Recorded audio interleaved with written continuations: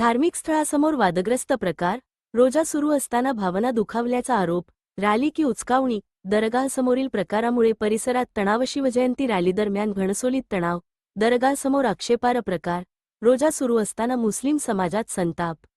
19 February 2026 रोजी शिवजयंतीनिमित्त घणसोली परिसरात काढण्यात आलेल्या रॅलीदरम्यान घणसोली दरगाहसमोर काही व्यक्तींनी विचित्र व आक्षेपार्ह हरकत केल्याचा प्रकार समोर आला आहे.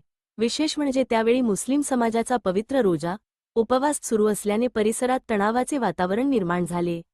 स्थानिक नागरिकांच्या माहितीनुसार धार्मिक स्थळासमोरून रॅली जात असताना काहींनी जाणूनबुजून अनुचित वर्तन केल्याचा आरोप करण्यात येत आहे.